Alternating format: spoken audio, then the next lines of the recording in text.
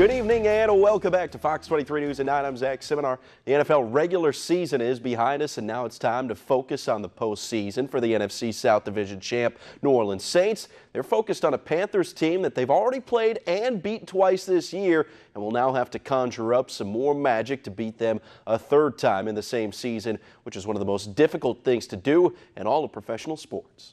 Well, they're a divisional opponent, so there's a level of familiarity on both sides. They're a very, very good football team, very well coached, and we always have battles with these guys. Wild card round kicks off on Saturday. Saints and Panthers will go at it Sunday. Kickoff at 3:40.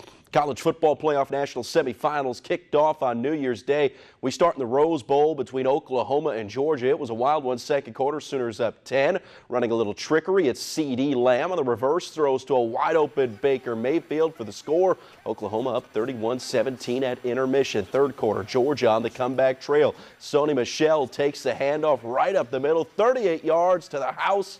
Game tied at 31, under a minute to play now. Georgia down 7, but in the red zone, it's Nick Chubb taking the snap. Hits pay dirt. We're going into overtime. In the second OT, Oklahoma has a chance to take the lead. They'll have their field goal blocked, and then the next possession for Georgia, it's game over. Michel to the Wildcat, and he is off to the races. Third rushing touchdown of the night. Georgia is going to head to Atlanta for the national title game after the win in double overtime.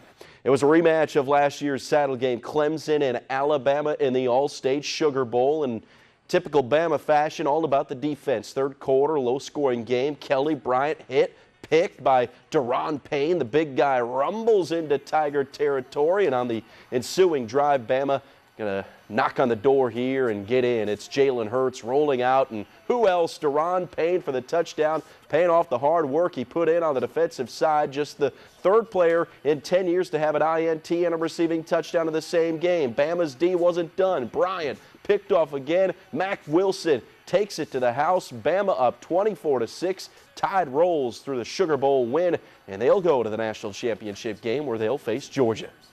I don't think that anybody could question the relentless competitive attitude that we played with, warrior-like mentality out there, and it's certainly what we needed. There's things that we could have obviously done better, but I'm really proud of the way our guys competed in the game, and I think that was a difference in the game. We had a mentality that you don't remember the wins, you remember the losses, and I think we never forgot what happened, but we wanted to take it in as a learning experience. We wanted to learn from it, and we had the opportunity to do that today and display it, and we overcame it, and we got them. College football playoff national championship game presented by AT&T from Atlanta, set for 7 p.m. on Monday. The Tide opening as a 4.5-point favorite. And one thing that I thought funny, Alabama's won 4 of the last 8 championships, but still got Nick Saban complaining that he wants an extra day of travel, even though it's on a regular week. I mean, what more do you need? You've won 4 of the last 8. Make it tough on these guys. No, you don't have to make it tough. That's not fair. When you just start because making your demands, exactly. right there. Well, You can get away with Pump it. the brakes. Pump the brakes. Georgia doesn't have much more of an advantage. They played on the West Coast, had an overtime game, so by the time they were even boarding then just give Alabama what they want. They can fuss too. Make it as even as possible. Let everybody complain. Yeah.